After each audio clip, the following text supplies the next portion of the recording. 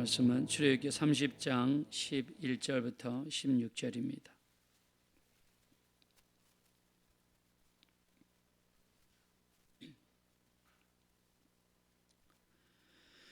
출애굽기 30장 11절에서 16절 다 같이 합독하겠습니다. 시작.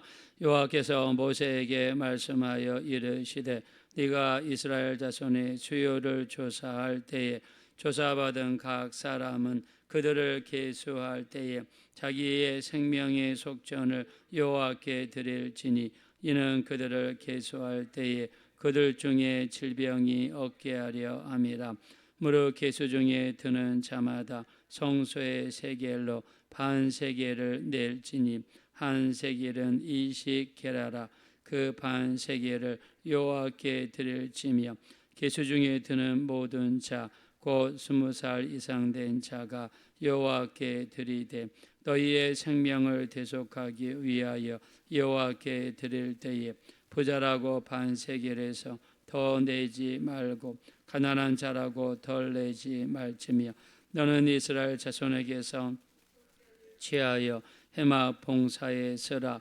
이것이 여호와 앞에서 이스라엘 자손의 기념이 되어서 너희의 생명을 대속하리라. 아멘.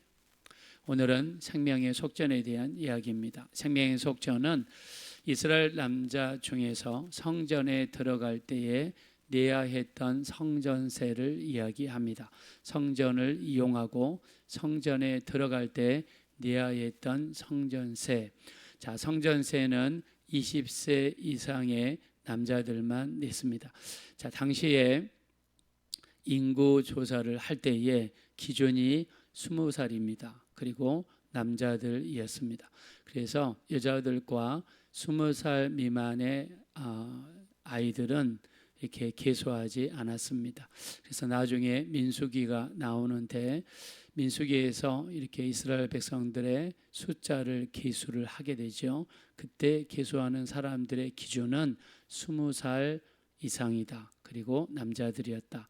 그래서 약 한 60만에서 65만 명 정도의 이스라엘 민족이 있었다고 그러죠. 자, 여기에는 여자들이 포함되지 않았고 20살 미만의 아이들이 포함되지 않았습니다. 그래서 비록 성경에는 60만 또는 65만으로 나와 있지만 우리가 200만 하는 이유가 여기에 여자를 포함시키고 20살 미만의 사람들을 다 포함시키면 200만 정도가 됐다는 거죠.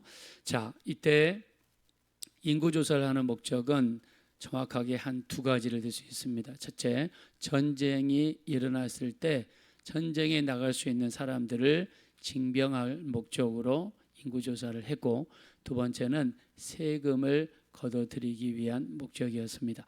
자, 오늘은 하나님께서 인구조사하시는 목적을 성전세를 내라라고 말씀을 하시죠. 성전세는 반세겔을 냈습니다. 부자라고 해서 더 낼 필요도 없고 가난한 자라고 해서 탕감해 주지 않았습니다. 반세겔은 어느 정도 가치가 있느냐? 한 세겔은 당시 기준으로 4일을 일하면 노동자가 받는 월급입니다. 정확하게 이야기하면 거의 일주일치 일하는 것과 비슷하죠. 4일이니까 반세겔이니까 이틀치 일하는 임금을 성전세로 냈습니다.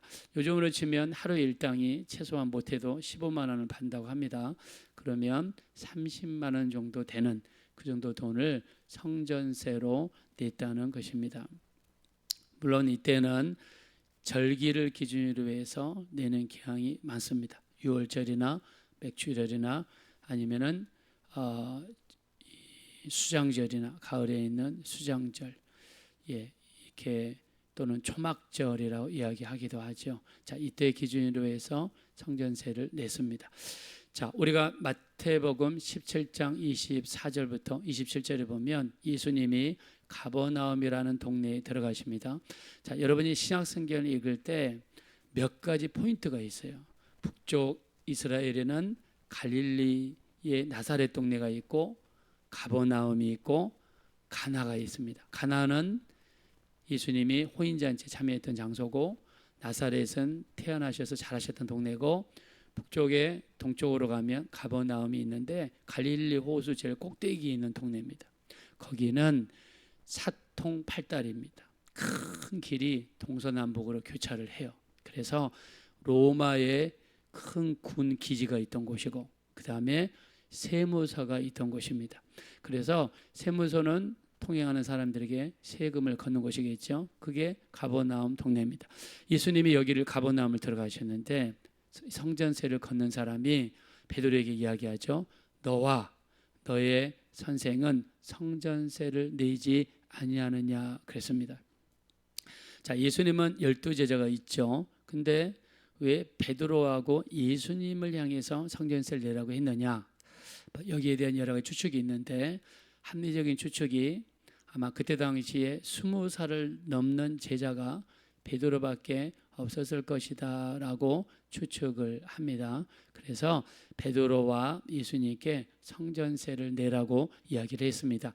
자, 이 이야기를 들었던 베드로는 심각하죠. 성전세는 모든 이스라엘 백성들이 내는 거니까 안 내면 큰일 날 수 있어서 주님께로 달려갑니다.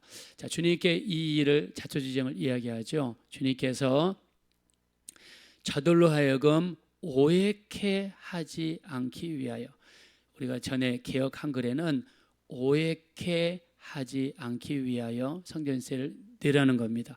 자, 오늘 우리 그 개역 개정 새로운 성경에 보면 실족하지 않게 하기 위하여. 왜요? 자, 예수님은 큰 선생이고 수많은 표적과 기사와 이적을 행하시죠. 자, 그 다음에 많은 사람들이 예수님을 따라다니고 있어요. 자, 그 중에는 수많은 생각을 가지는 많은 종류의 사람들이 있습니다.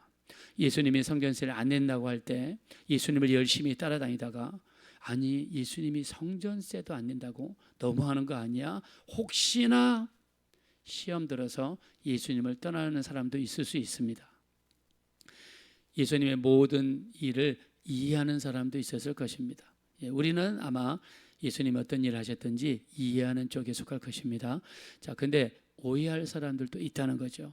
또 믿지 않는 사람들 중에서 그거를 구실 삼아서 비난하는 사람들도 있을 수 있다는 거죠. 그래서 주님께서 저들로 하여금 오해치 않기 위하여 성전세를 내라는 겁니다.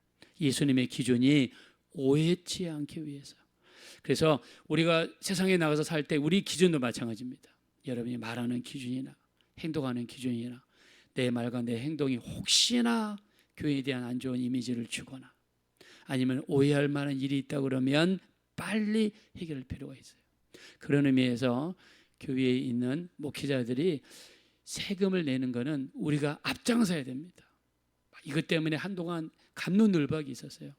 교회는 헌금은 성도들이 이미 세금을 떼고 하나님 앞에 헌금한 건데 거기서 왜 또 세금을 떼느냐? 저는 동의하지 않습니다. 목사도 세상으로 보면 교회에서 월급을 받는 일꾼이에요. 교회에서 사례를 받는 사람이니까 이 소득이 있는 곳에는 반드시 세금을 내야 돼요. 세상적으로 보면 그렇습니다. 제가 캐나다에서 22년 있을 동안에 거기 있는 모든 목회자들은요 무조건 세금을 내요. 거기에 토를 달지 않습니다. 왜요? 거기 교회에서 일하는 것도 고용이고 거기서 받는 월급도 소득이니까 소득이 있는 곳에는 세금이 있다는 게 이 사람들의 머리에 딱 박혀 있어요. 그래서 아무도 토를 달지 않습니다. 무조건 세금을 내요. 근데 저는 한국에 와서 이것 때문에 우리 기독교 일부 어떤 분들이 막 반대를 세게 하시더라고요. 그러면 세상 사람들이 볼 때 우리는 피땀 흘려서 돈 벌어서 정부에 세금을 내는데 아니 목회자들은 월급을 받아가지고 생활을 하지 않습니까? 근데 그 세금을 안 낸다? 세상 사람들 이해를 못해요. 그래서 우리한테 돌아온 것은 손가락질밖에 없습니다. 차라리 우리 기독교에서 앞장서 가지고 우리가 먼저 내겠습니다. 당연히 대한민국 백성이고 당연히 대한민국 땅에 살면서 대한민국에서 이루어놓은 것을 누리고 있는데 당연히 세금을 내야죠. 이러면 얼마나 사람들이 볼 때 야 역시 교회는 다르구나. 야 역시 교회가 솔선수범하는구나. 이런 이미지를 주면 복음의 문이 넓어지잖아요. 이것 때문에 갑론을박을 일으켜서 손가락질 받을 필요가 없다고 저는 개인적으로 생각을 합니다. 그리고 주님도 말씀하셨어요. 가이사는 가이사의 것은 가이사에게, 하나님의 것은 하나님에게, 하나님께 세금 드릴 거는 하나님께 헌금할 거는 헌금하고, 가이사, 당시 로마의 황제 시저를 이야기하죠. 로마 정부에 낼 세금은 로마 정부에 내고, 주님이 그렇게 분명하게 말씀하셨지 않습니까? 가이사의 것은 가이사에게, 하나님의 것은 하나님에게. 그래서 사도 바울이요, 사도행전 16장 3절에 보면 사도 바울이 디모데를 데려다가 뭐를 줬어요? 할례를 줬어요. 할례는 완성이 됐습니다. 우리가 받는 세례라든가 침례를 통해서 완성이 됐어요. 지금은 더 이상 할례를 받지 않습니다. 할례는 율법에 속한 거예요. 사도 바울도 로마서를 통해서 끊임없이 육체의 할례를 받는 것이 아니라 마음의 할례를 받아야 된다라고 로마서에도 자신도 주장을 했어요. 근데 자기가 주장한 것과는 다르게 디모데를 데려다가 할례를 줬어요. 사도행전 16장 3절에. 왜 그랬을까요? 디모데가 일을 하는데 같은 예수 믿는 유대인들 중에서, 아니면 믿지 않는 유대인들이 계속해서 디모데에게 할례 문제로 시비를 건단 말입니다. 그 문제를 해결하기 위해서 아예 할례를 그냥 줬습니다.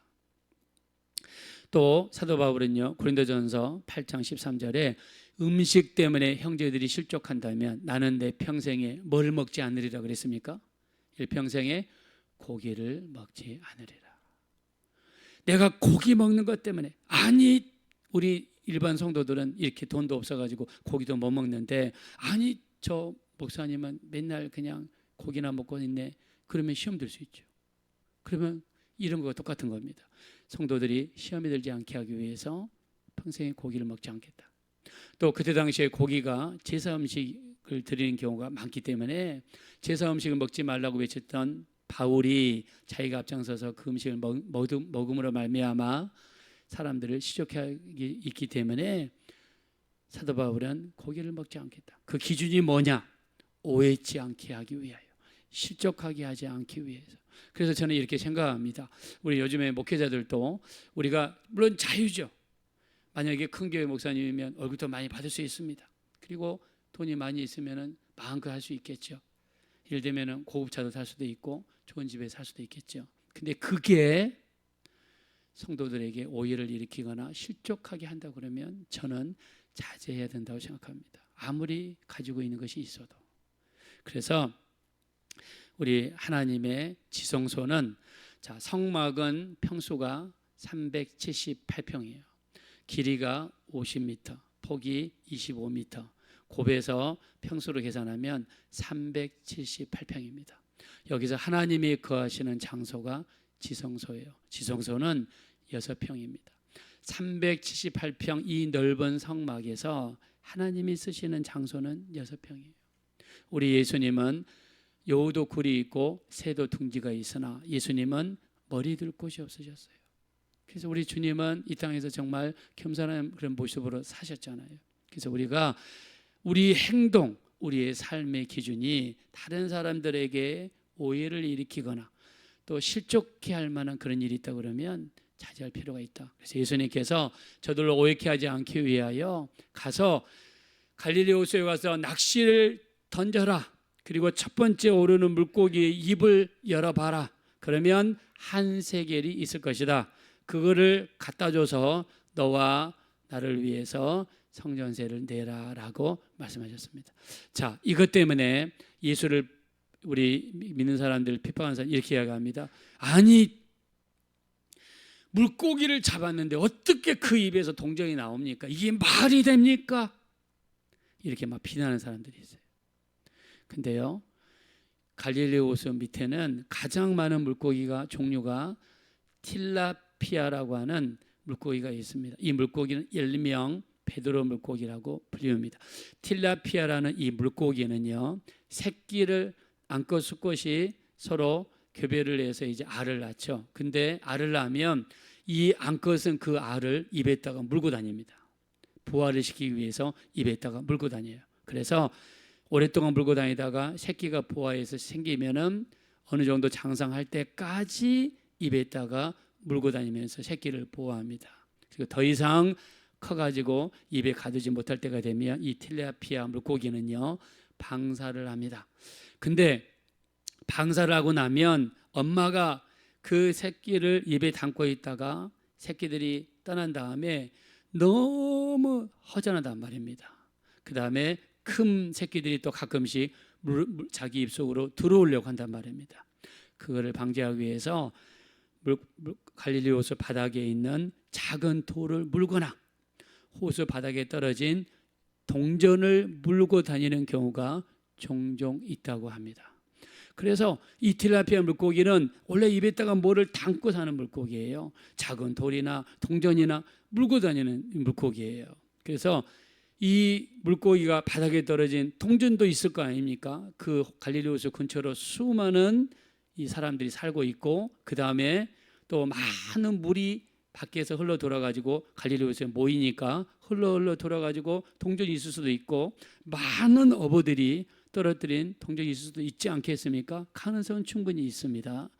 그 동전을 물고 있는 물고기를 잡았다는 겁니다. 그래서 말이 안 된다, 거짓말이다 하는 사람들에게 충분히 우리는 이렇게 설명해 줄 수 있습니다. 자, 예수님도 성전세를 냈습니다. 자, 오늘 성전세의 비밀을 말씀드립니다. 성전세는 지금으로 치면 주정헌금입니다. 여러분들이 예배드리러 갈 때마다 30만 원씩 낼 필요는 없어요.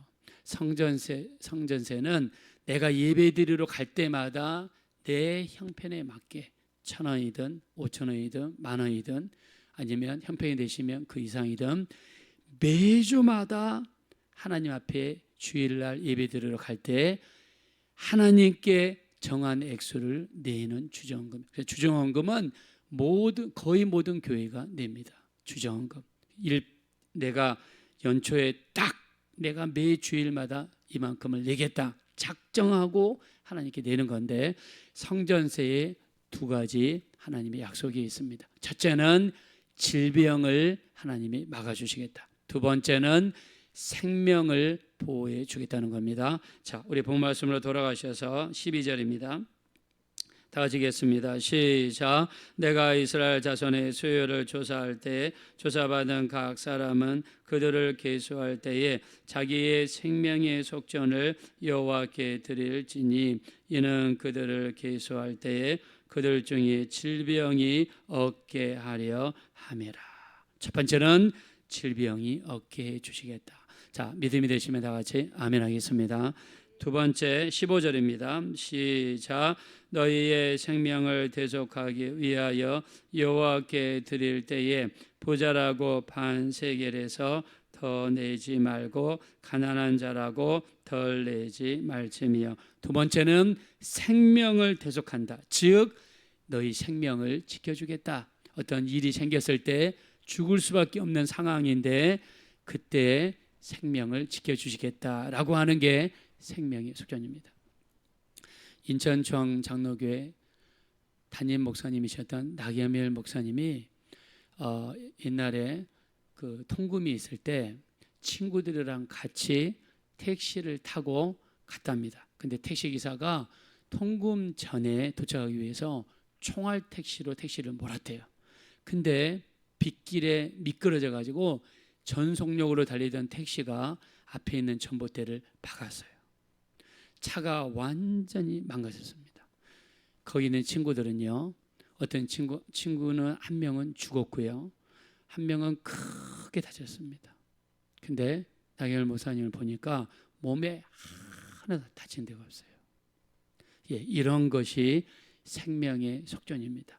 우리가 살면서 어떤 일이 발생할지 모르지만 믿음으로 하나님 앞에 드리는 주정금 속에는 이런 하나님의 약속이 있다라고 믿습니다. 자, 그래서 우리가 이왕이면 교회 가서 하나님 앞에 주일날 주정금을 드리는데 두 가지 믿음을 가지고 드렸으면 좋겠어요. 생명을 지켜주신다. 그 다음에 질병을 예방해 주신다. 그래서 여러분들이 주일 헌금 드릴 때마다 저는 저와 저희 집사람과 캐나다에 살고 있는 저의 아들 세 사람 이름으로 매주마다 하나님 앞에 드립니다. 그러면서 생명을 지켜주십시오. 질병을 지켜주십시오. 간절히 기도합니다. 우리가 여러분과 여러분 자식들, 자녀들을 위해서 하십시오. 여러분과 여러분의 배우자, 자식들을 이름을 넣고 한 사람씩 꼭 정한 다음에 그리고 기도하십시오. 하나님, 생명을 지켜주십시오. 질병을 면하게 도와주십시오. 실제로 제가요, 캐나다에서 교통사고를 크게 당했는데요. 제가 서 있는데 큰 그 픽업 트럭이라고, 트럭보다는 작고 한 트럭인데 있는 힘으로 와서 저를 박았어요. 근데 차가 이 카니발 같은 차인데, 제가 몰고 다니던 차가 거의 반절 정도가 찌그러졌습니다. 그래가지고 즉시로 폐차 처분했어요. 보험회사에서 보상을 해줬는데 세상에 새 차만큼의 돈이 나오더라고요. 그 돈으로 중고차 가격 다 갚고 그 돈으로 정말 생활돈 했습니다. 그 주변의 사람들이 와서 괜찮냐고. 근데 차는 그렇게 찌그러졌는데요. 저는 아무런 다친 데가 없어요. 차가 그렇게 세게 폐차될 정도로 완전히 폐차했거든요. 보험회사에서 자기들이 폐차했어요. 제가 폐차라는 말도 안 했는데, 근데 제 몸은 다친 데 하나도 없었습니다.